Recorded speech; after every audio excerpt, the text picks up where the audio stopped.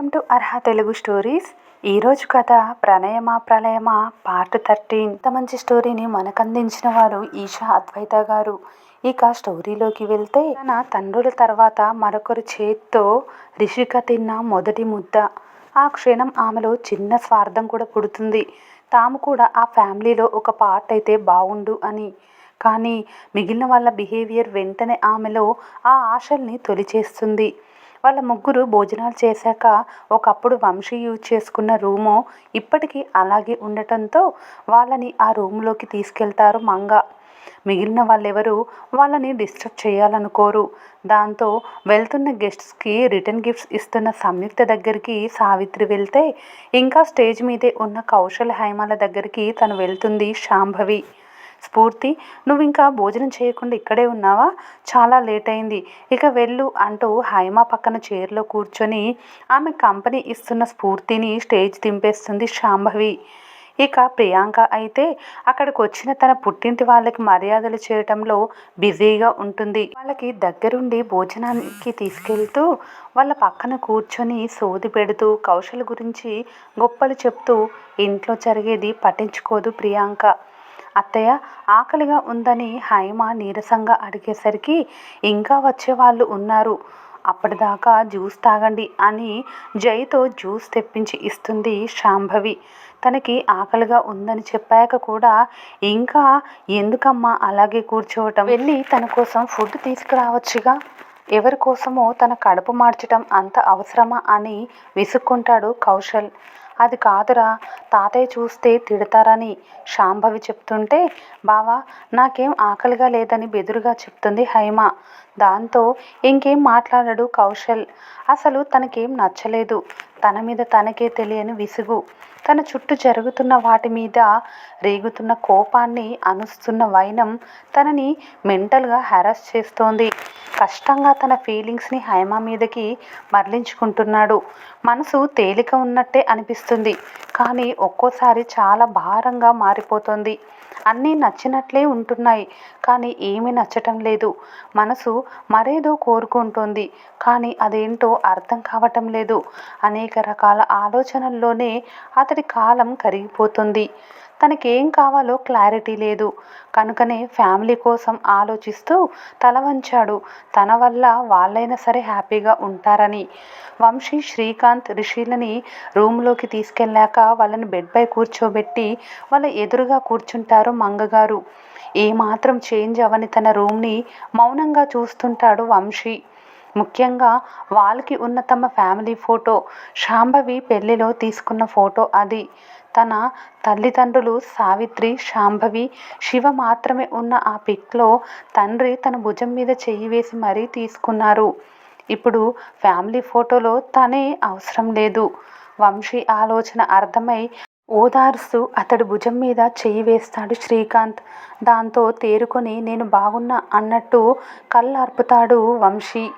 ఇంట్లోంచి వెళ్ళాక ఎక్కడుంటున్నారు వంశీ అని ఇద్దరి మధ్య ఉన్న బాండింగ్ని గమనిస్తూ అడుగుతారు మంగ. నేను ఓ సాఫ్ట్వేర్ కంపెనీలో వర్క్ చేస్తున్నాం, ఇద్దరం అక్కడే చేస్తున్నాం. అందరూ అనుకున్నట్టు మీరిద్దరు నిజంగానే పెళ్లి చేసుకున్నారా అని మంగగారు అడిగేసరికి, ఈ సందేహం నీకే కలిగిందా అమ్మా అని విరక్తిగా అడుగుతాడు వంశీ. ఎవరు మిమ్మల్ని వేలెత్తి చూపించకూడదని మాత్రమే అడుగుతున్నాను వంశీ, మిమ్మల్ని తప్పుపడుతూ కాదు.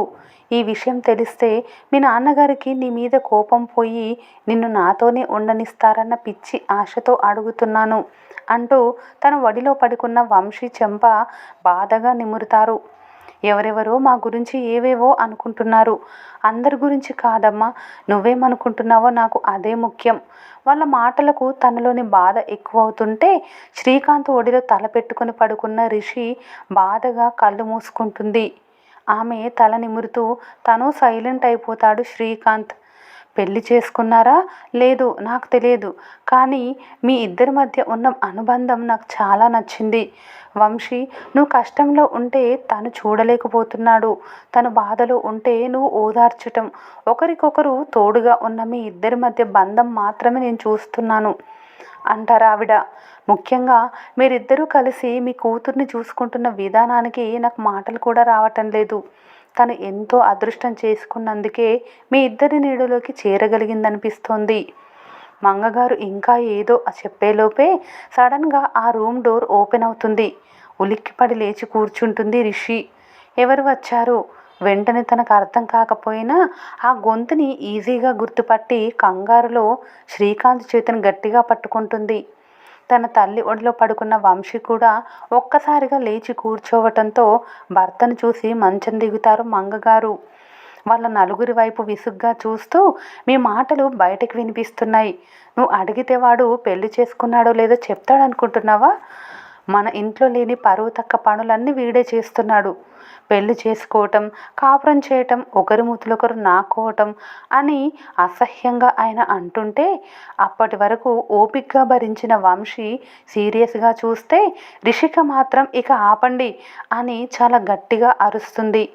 టెక్నాలజీ దయ వల్ల ప్రతి ఒక్కరి చేతిలోకి స్మార్ట్ ఫోన్ వచ్చేసి సోషల్ మీడియాలో కొత్త ప్రపంచాన్ని చూపిస్తుంటే అందులో గే వీడియోస్ చాలానే చూసిన ధనుంజయ్ గారికి తన కొడుకు కూడా శ్రీకాంత్తో అలాంటి పనులే చేస్తున్నాడన్న ఏహే భావం తెలియకుండానే మొదలైపోతుంది.